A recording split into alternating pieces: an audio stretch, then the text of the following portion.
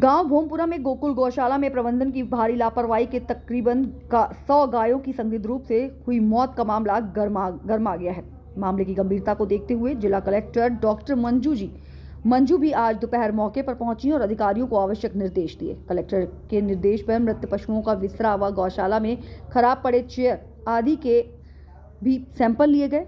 मामले को लेकर गुरुवार को दूसरे दिन जहां अधिकारी अल सुबह की गौशाला में पहुंच गए, वहीं कांग्रेस के जिला अध्यक्ष विधायक रूपेंद्र सिंह कुनर, भाजपा के जिला अध्यक्ष शरणपाल सिंह, पूर्व विधायक बलबीर लूथरा सहित नेता भी मौके पर पहुंच गए। कांग्रेस जिला अध्यक्ष ने इस मामले में दोषियों के विरुद्ध सख्त कार्रवाई करने की मांग की है और वहीं भाजपा पर निशाना साधा है कि गाय के नाम पर राजनीति करने वाले भाजपा की पोल सामने आ रही है। उधर मौके पर पहुंचे एडीएम अशोक सांगवा, एसडीएम सुभाष चंद्र चौधरी, तहसीलदार हर्षिता मीणा की मौजूदगी में डॉक्टरों की टीम ने मृत गायों का पोस्टमार्टम किया है। पोस्टमार्टम रिपोर्ट से ही गायों के मरने के असली वजह का खुलासा हो पाएगा।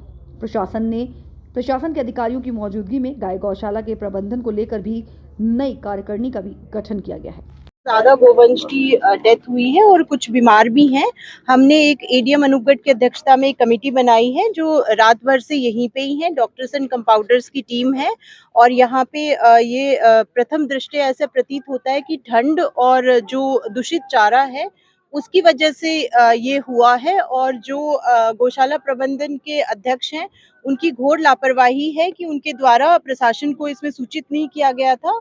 राज्य सरकार के द्वारा इस गौशाला को इस वित्तीय वर्ष में 64 लाख का अनुदान मिला है, वो प्राप्त हो गया था। इनको 2 किश्तों में अनुदान मिला था, तो गवर्नमेंट की तरफ से किसी भी प्रकार का इसमें लापरवाही नहीं है। इनके द्वारा जो ये लापरवाही की गई है इसके लिए हमने एक कमेटी बना ली है और जो दोषी अधिकारी कर्मचारी भी अगर इसमें है तो उन पे भी सख्त कार्रवाई की जाएगी।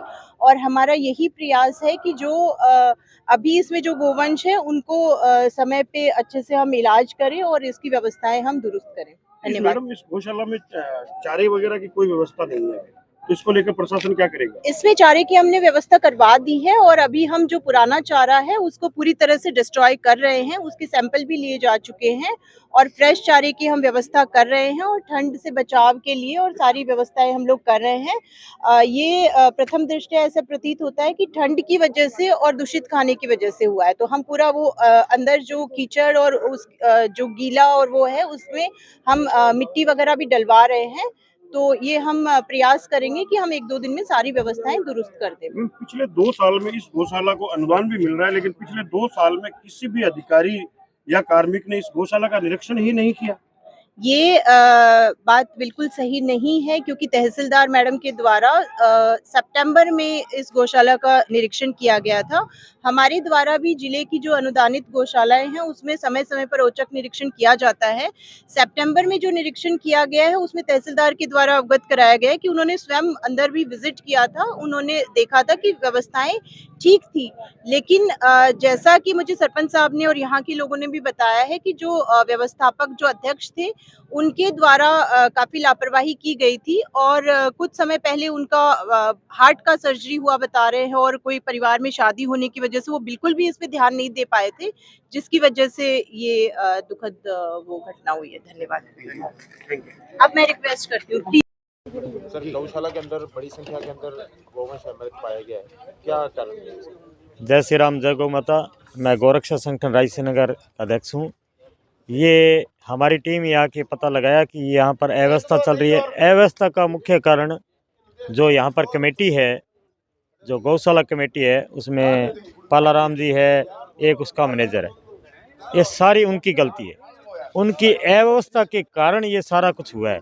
इसमें हरा चारा डालते नहीं थे, बढ़िया दाना नहीं देते थे, नीचे उनके मिट्टी नहीं डालते थे, गिल्ली है। अभी सर्दी के कारण पशु एक दिन नहीं मरे, एक दिन में नहीं मरे, ये कम से कम 5-10 दिन लग गए हैं। लेकिन इनको जो दफनाने का सिस्टम था बिल्कुल गलत था। एक ही जगह डाल रहे थे और जो पशु है वो एक ऊपर नीचे डाल रहे थे। उसके बारे में उनकी मनसा क्या रही थी, इसके बारे में तो अभी जांच कमेटी बताएगी भाई क्या है। और अनुदानित गौशाला है, वजह क्या रही कि हरा चारा नहीं डालने की या इस तरह की? ये तो वो कमेटी बताएगी ना। पैसा देती नहीं थी कमेटी, यहाँ आके पैसा नहीं लगाएगी तो हरा चारा आए कैसे। हमने इसको कमेटी को 1 महीने पहले ही बोला है भाई यहाँ अव्यवस्था चल रही है, हरा चारा नहीं है, पशु मर रहे हैं, तो कहते हैं आप 15 दिन का 20 दिन का हमें टाइम दो, हम इसकी सुविधा व्यवस्था बना लेंगे। लेकिन व्यवस्था जीरो रही।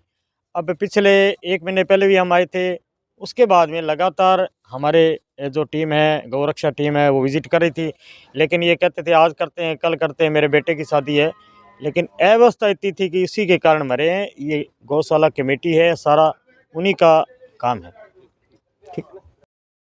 बिल्कुल जो गोमपुरा गौशाला में जो घटना हुई प्रशासन की और सरकार की लापरवाही की वजह से लगभग 100 हमारी गौ माता की हत्या ही कहूँगा मैं, हत्या की लापरवाही की वजह से मृत्यु हुई है। और आपके चैनल के माध्यम से मैं सरकार से निवेदन करता हूँ, जो दोषी अधिकारी कर्मचारी है उन पर सख्त कार्रवाई हो, क्योंकि ये बीजेपी के लोग हमेशा ही गौ के नाम पर राजनीति करते हैं, लेकिन आज यहाँ की जनता इनका असली चेहरा देख चुकी है। पिछले दिनों 2 साल का जो इन्होंने गौ की पूजा की थी, इस गौशाला में आके गौ की पूजा की थी, उसके बावजूद ऐसी घटना घटी, बहुत शर्मनाक घटना। यहाँ पर आए जी, गौशाला के अंदर क्या कहेंगे? यहाँ कल इस घटना का पता लगा, बहुत ही दुखदायी घटना है। पूरे क्षेत्रवास में सभी इस गौवंश की मौत के कारण सभी बड़ी दुखी हैं। और उसके बाद अभी प्रशासन कल से ही यहाँ पर आकर व्यवस्था, एक वैकल्पिक व्यवस्था बनाने पे उन्होंने तैयार की है। और जो गौवंश दयनीय स्थिति में है मौके पर, उस पर उसका तत्काल उपचार करते हुए उसको सही स्थिति में लाया जाए, सभी का ये प्रयास है। और साथ में प्रशासन को, कलेक्टर मैम से बात हुई थी, एक प्रशासनिक कमेटी बनाई गई है। कमेटी के अंतर्गत हम सभी उनसे एक स्पष्ट हमने कहा है कि जल्दी से जल्दी 3 दिनों में रिपोर्ट देने के लिए उन्होंने कहा है। रिपोर्ट देकर जो भी दोषी है या जिन्होंने भी लापरवाही की है उसके खिलाफ सख्त कार्रवाई होनी चाहिए। प्रशासन की लापरवाही भी आ रही है, उन्होंने इलेक्शन नहीं किया कभी।